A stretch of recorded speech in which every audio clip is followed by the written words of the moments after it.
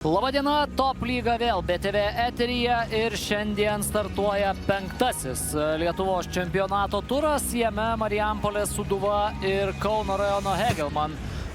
Dabar galimybė Sūduvai regzti savo ataką. Steponavičius, jo perdavimas, baudos aikštelėje kamuolys, smūgis į vartus ir Rokas Bagdonavičius dabar komanda gelbė. Kada sugeba driblingo būdu išeiti iš kelių varžovų priežiūros. Dabar graži sienelė, perdavimas, smūgis ir blokuotas. Smūgis prašo žaidimo. Prie varžovų vartų. Stočkūnas turi erdvės, Ernestas Stočkūnas. Čia vėl bando viską labai gražiai, vienu lietimu. Zočiukų, Benetai. Šis siunčia tokį perdavimą link Beneta. Jo perdavimas link Stočkūno, vėl gerai pabėga nuo varžovų Ernestas Stočkūnas. Atlieka gerą perdavimą, Sekas, jo smūgis. Ir šalia vartų. Galbūt apie šį gynėją, nes rungtynėse su, čia kaip gražiai, vienu dėl lietimų viskas vyksta. Dabar jau į ataką 4-3 skuba aikštės šeimininkai. Atspaustas Steponavičius renkasi smūgį. Smūgis vėl šalia vartų. Neblogas sumanimas, lietė galvą kamuolys Čedras. Steponavičius bando smūgiuoti ir pataiko iš. Randa Stočkūnas, šis Omori. Dar labiau į kraštą.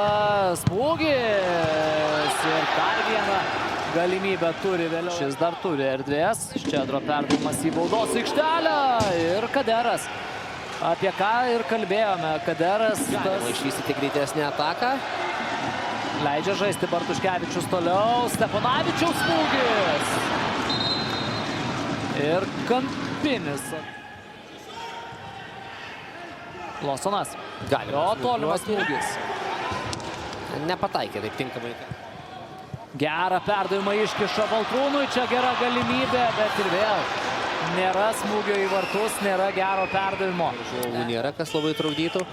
Oi, Šaja, labai gražu. Čia tiesa, į vartus kamuolys. Baudos aikštelėje vėl kamuolys. Beneta guldo varžovą. Beneta, jo perdavimas. Šaja, smūgis į vartus. Yra blokuojamas. Beneta dar kartą ir kamuolys atsiduria vartų tinkle. Štai jum ir sugrįžimas po traumų. Aišku. Ir var pažiūra nuošalė. Vis tik tai yra ir atšaukiamas. Jis dabar atakai Hegelman futbolininkai. Karlosas Diukas į baudos aikštelę, ten Plūkas kamuolį gaudo. Kęstutis Bartuškevičius rodo į aikštės vidurį ir skelbia apie šių rungtynių pabaigą. Tos rungtynės baigėsi be įvarčių, baigėsi lygiosiomis 0-0.